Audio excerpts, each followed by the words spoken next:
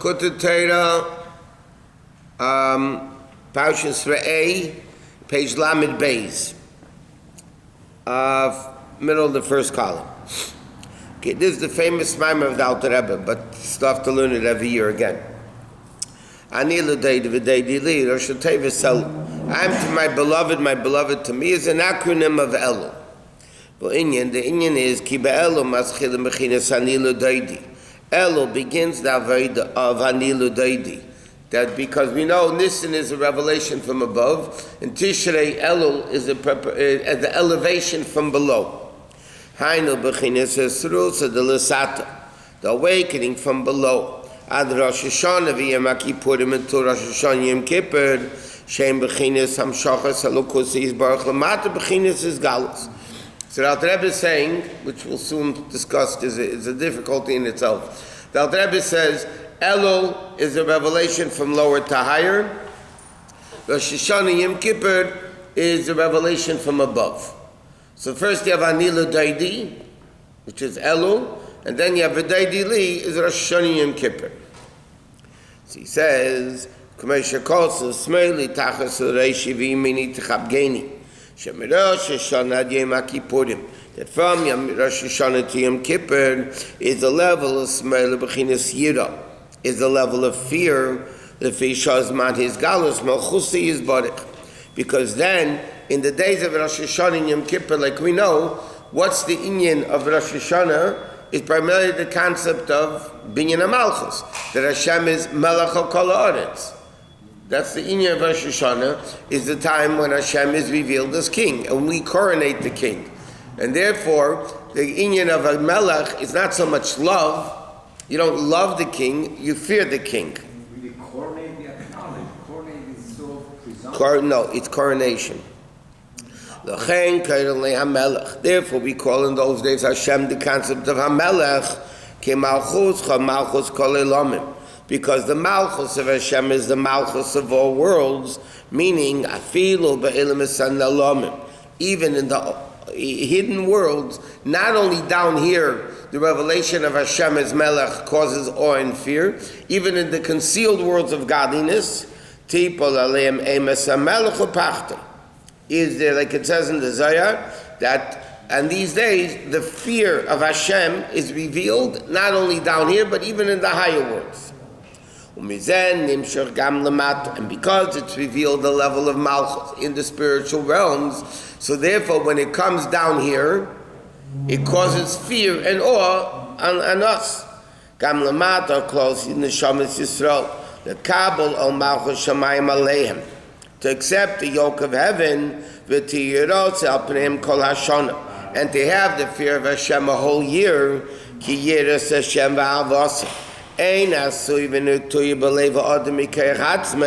because this level of loving Hashem and fearing Hashem cannot come totally by the person himself. It has to come first from an initiation of above. Beis Vizman is Galusei. Hainu b'Rosh Hashanah b'chinas yira.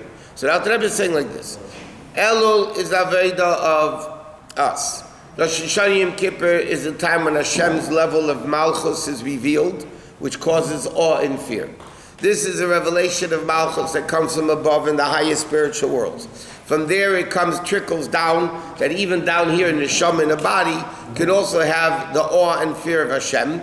And he says, because you can't have something from below without an initiation from above.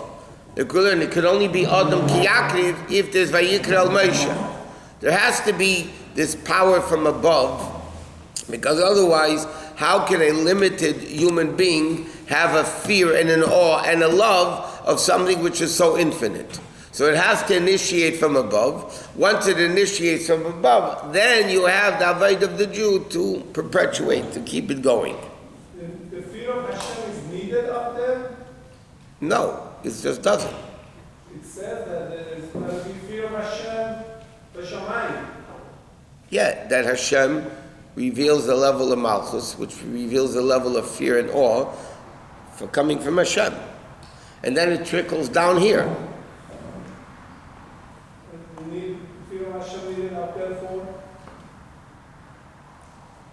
in order for it to come down. That's the only reason. The only reason. The Gan Eden is- The Alter Rebbe says in Tanya, the ultimate purpose of all the revelations of Atzilus and higher and lower and all that is because of this world. Because all the higher worlds, you can't say the purpose of creation is the higher worlds, because the higher worlds are basically a revelation which is automatic, by definition, a limited descent of what godliness is. So it's only in this world, that's the purpose of creation. So therefore, everything goes on upstairs. Malamaila is mimach, from you, because of you, for you. But whoever Emirati is sponsoring the class today again. Thank you. Rizal Bechinas Daidili. That's the level of Daidili, the second half of Ani Ledodi. But you have to first awaken from our perspective the love and the fear, which is in Elul. So Elul's Avodah is Ani Ledodi, to do our part, to have this awe and fear of Hashem. Then it's the ultimate is Hashem reveals himself in Rosh Hashanah Yom Kippur. We coronate the king. He reveals himself as king. That causes awe and fear for the entire year. That's the whole concept in a nutshell of what Elul is and Rosh Hashanah Yom Kippur. So if that's the case, he says it's no. Elul is man is galus yud gimel midas harachmim. Elul is the beginning of the revelation of the 13 attributes of mercy. Because Moshe Rabbeinu was in Har Sinai, first 40 days he came down, they broke the luchas. Second 40 days he went up, Hashem was still angry. He went up the third time, from Rosh Chodesh Elul, and came down the third time 40 days later on Yom Kippur.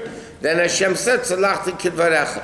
So the whole aspect of Yud Gimel Midas Harachmim was revealed in the month of Elul. And therefore every year in Elul is a revelation of the 13 attributes of mercy. So he says, Lahavins, that to understand, if that's the case, La Mehin Yemei Sachel Ve'enem Yomtiv, K'mei Shabbos is V'yomtiv. Now Rebbe asks the famous question, if it's a revelation of godliness, Yud Gimel Midas Harachmim, which is a revelation higher than worlds, it comes from Keser. The Yud 13 attributes of mercy, so the whole month of Elul should be a Yom Tov. Like, what's the uniqueness of Shabbos and Yom Tov? The uniqueness of Shabbos and Yom Tov means there's a greater revelation of godliness revealed on Shabbos and Yom Tov than there is during the week. If Elul is a revelation, you give them Midas Harachmim, it should be the level of Shabbos and Yom Tov. The whole month?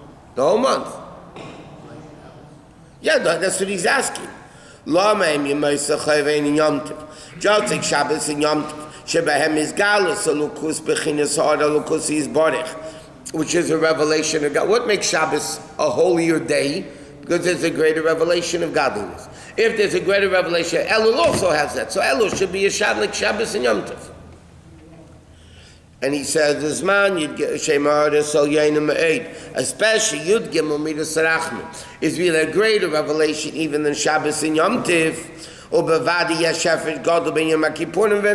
And yet there's definitely a big difference, we know, between Elul, which are weekdays, and the sanctity and Kedusha of Yom Kippur. But l'cheira, if Elul is a revelation to Gimel Midas Harachmim, then we should be able to, it should be a Yom Tov.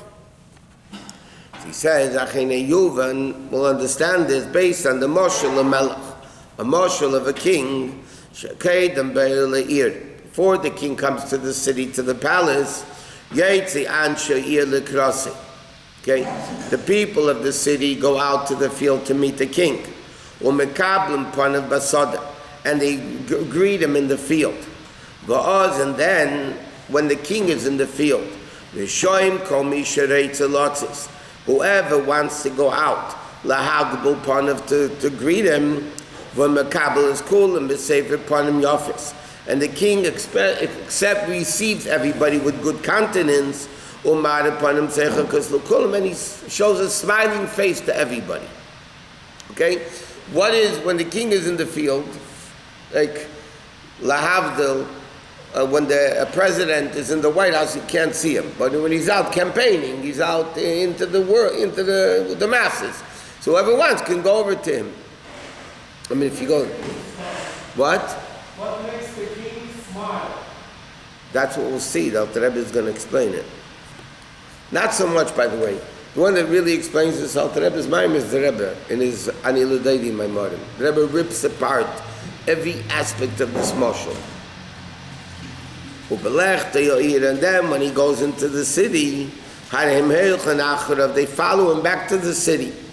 And then after he comes into the palace, you cannot enter only with permission. And even then, who gets permission? Only the unique chosen people, the special people, can go in to meet the king. So the Alter Rebbe says, what's the mashal? The mashal is very simple. The king goes out into the field. When the king is in the field, everybody is able. He says, whoever wants to. Okay, but you have to go out to meet him. You can't sit home and wherever you are and expect to see the king. The king is in the field. You go out to meet him. The king accepts you with nice countenance, smiles at you, accepts you beautifully. Then when he goes back to the city, everybody follows the king back to the city. And once he comes into the palace, that's it. You can't see him, and if those that do, you are only unique individuals. So that's the mashal. What's the nimshal? In the month of Elul, Hashem is in the field, the king is in the field, and everybody goes out to meet the king. What does it mean you go out to meet the king? The king is accessible. It's very easy to see the king and to discuss with the king and talk to the king and to relate with the king.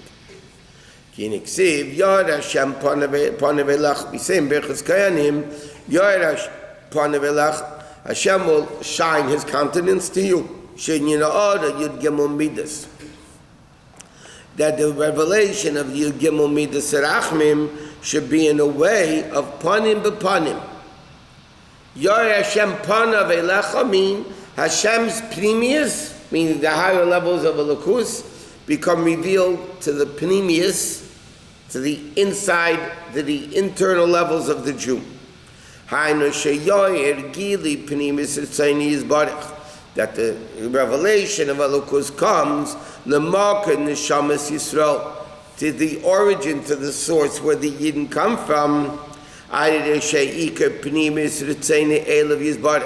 How does Hashem, but here the Alter Rebbe is saying a point, in order for the king to smile at you and to receive you with good countenance, you have to go out there to meet him. That means when you want to meet the king, that's when the king is accessible to meet him. That's what he says.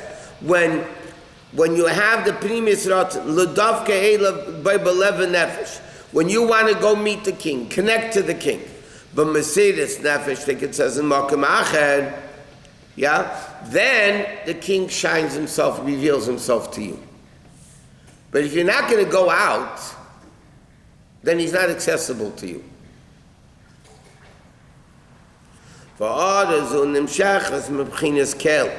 And this level of this revelation of Melech Basada comes from the level of Kel,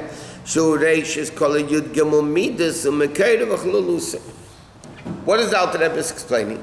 In the month of Elul is the revelation of Yud Gimel Midas Rachmim. That level of Yud Gimel Midas Rachmim, which one is the first of the 13? It's a different opinions. But here the Alter Rebbe is saying, Hashem Kel Rachum V'Chanun. Kel is the first level of Yud Gimel Midas Rachmim. So this revelation of Elokus, of the Melech Basada, comes in the level of Kel. Like it says, Kel Hashem Vayor Lanu. The Kel Hashem is Kel, and he shines to us, he reveals to us, it's mamish liyatzim to Hashem.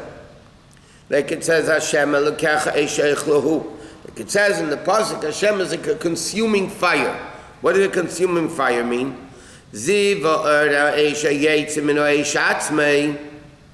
Okay, the fire that comes out. The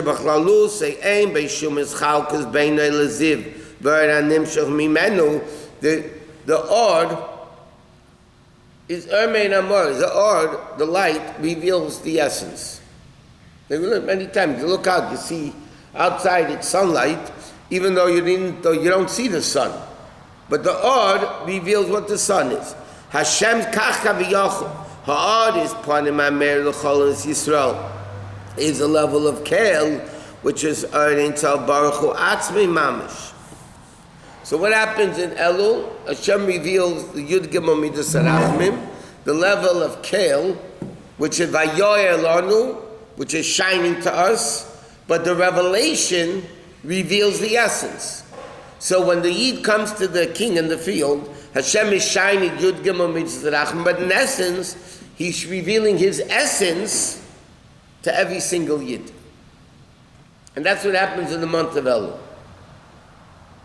As long as you go out to the field to meet him, you're going to have him. You don't go, obviously, you're not going to get it. What? You'd give at the beginning, you give us Racham is Kel. No, I told you, it's a machlek, it's a Hashem. Which is the actual, how do you count the Yud Gimel Racham? Here, the Alter Rebbe is saying, begins from the level of Kel. What can we do to really experience this feeling of seeing another king? Because it's so abstract. Number one, yes, of course. If it wouldn't be abstract, if it wouldn't be, this revelation of godliness wouldn't be abstract, and we would see it clearly, then free choice wouldn't exist. If a person would openly see godliness, why would he want stupidity of world? Then we don't have free choice. The whole point of free choice is that godliness is abstract. World is right before, in front of our eyes. And the greatness is that a Jew at that time picks godliness over world. Now, that's why the Berditchever complained to Hashem. He always found merit for the Jews. The Berditchever said, Hashem, you're not fair. He says, the pleasures of world you put in front of our eyes. The pleasure of godliness you put in the books. He said, God, if you put godly pleasure in front of our eyes and the pleasures of the world in the books, we would be much better, obviously, right? But why didn't Hashem do that? He has a good point. Why didn't Hashem do that? Because then it'll be worthless. So it will be worthless. Because then you see godliness and you don't know where the pleasures of the world. The books collect dust. That's why Hashem made it, and that's why this is means the greatness of a Jew. The greatness of a Jew, in essence, every time you do a mitzvah, is you basically, but you're picking something from the book over something that's in front of your eyes. And that is a great accomplishment. If you think about it, it's a great accomplishment. But there are things out there that it's adorable. Like, The what? you see people who are not in the books.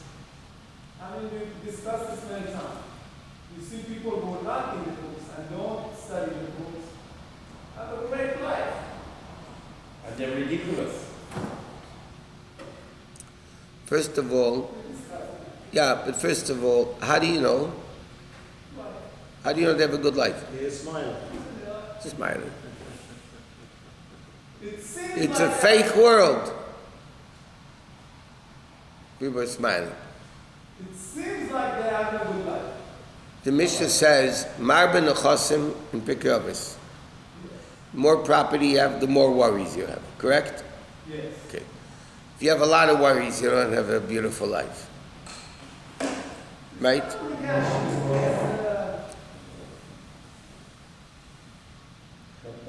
We don't know what a person's good life is.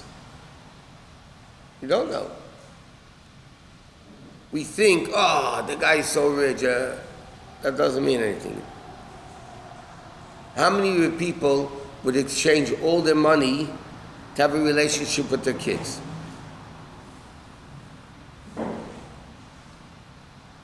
But you know when they do it? When it's too late already. When it's too late. Yeah. But Rabbi, obviously you invest a lot of time studying and others who invest a lot of time achieving their worldly goals, but they do reach a level of comfort, and those who In studying. so much time studying and praying, obviously they are behind. Who has a more constructive life? A more meaningful life? Correct, yes. Okay? A guy can have a lot of money and have you smiling, okay?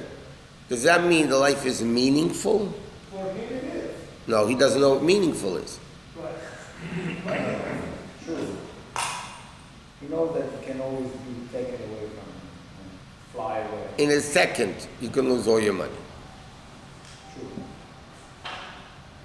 You can't take any of it with you. They tell a story, there was people going on a boat. Business people going on a ship. And there was a Talmud Chacham on the ship. And everybody was showing off their merchandise and this. And they said to him, where's your merchandise? He said, my merchandise is better than yours. Okay? And they were laughing at him. Anyway, pirates came, took over the boat. They came to a port, and everybody was sold as slaves. When the Jewish community heard that there was a big scholar on the boat, they redeemed him.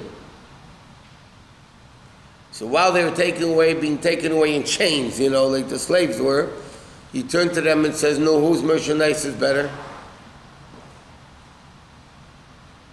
Temporarily, they might have a good time.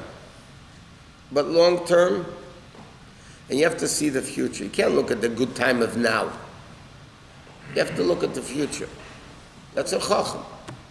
When the Gemara says, "El chacham ares and elad," who is a chacham who sees the future? It's not Kabbalah. It's simple human nature. You don't look at the now. You look at the future. I know that I think I know. And the Olam Asiya and the deeper, how could moving somebody's mouth, saying Tehillim, I don't understand. No. Change the outcome of the things happening. Because Hashem said that it changes. As simple as that. As simple as that. Yeah. Otherwise, it wouldn't do anything.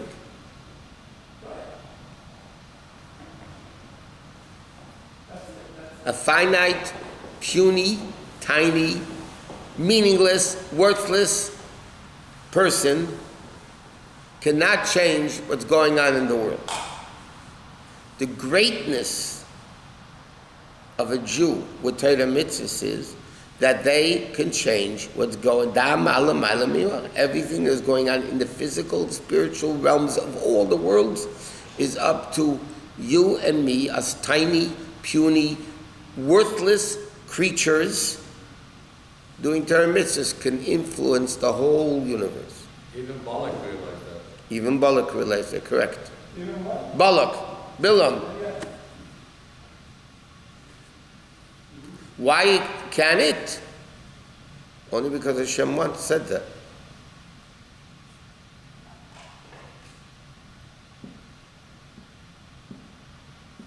People on their deathbeds never, ever regret that they didn't make more money.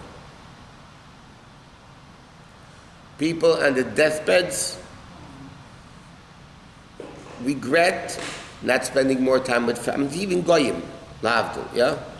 Not spending more time with family, being a nicer person, a better person. That's what they regret. But then it's too late already. Why do you have to live your life Like they say, a person should think, what would I like people to say about me when I die, and live your life backwards? You know, what would I want people to say after I pop off in the eulogies that they're making? Yeah? What would I want a person to say about me? That he had a lot of money? It depends what they do with the money. Huh? You can have a nice dinner, okay. But on the deathbed, nobody says, I should have gone to the restaurant more often. Nobody says that. Because then when they're facing reality, reality sets in. The problem is, by the time they wake up, it's too late.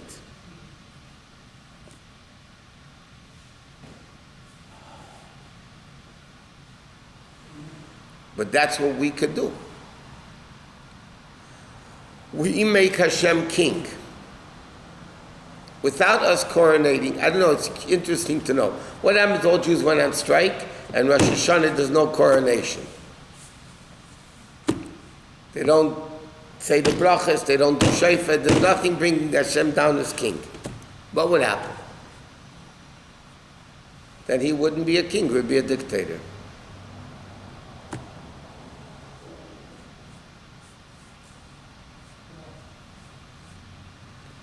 But Hashem says, you guys make me king. Why? How can we make Hashem king? Because he says, you can make me king, and therefore you have to make me king, and you do make me king. That's the, and he says, L'chein ikr Yisrael meloshon sar kel. So Yisrael is two words, sar kel, plus a yud at the beginning. Vayud made asmodas ha'po'ul, and it shows it's constantly kumei kochi yasa. So the Alter Rebbe says like this: Yisrael is sarkel, Yud means continuously sarkel. Peirush shebechin is kel usar u'meishel bekirbe. What does it mean sarkel? That what is controlling the Jew, the sar? What is the controlling factor of the Jew? Is the level of kel, this revelation of godliness. They have this spark, which gives life to the godly soul, and is drawn naturally to the revelation of godliness, which is above the level of chokhmah and dashe, okay, higher than the level of seichel. Why? Because intellect cannot understand the infinite level of godliness. Because logically, there's no way a human brain, which is limited, can grasp the infinite level of Hashem, that intellectually understand why I need to be bottled. It only comes from Mesiras Nefesh. The child is the foot, the knee of the father. He has an extension of the father, without any logic. You know, the relationship between a Jew and Hashem is not logical, it's above logic. And therefore, just like the foot of the person is completely subservient to the head, it's not that the foot wants to do something. The brain wants the foot to move, so it moves. The foot doesn't have anything. What's a foot on its own? Nullify your will because of Hashem.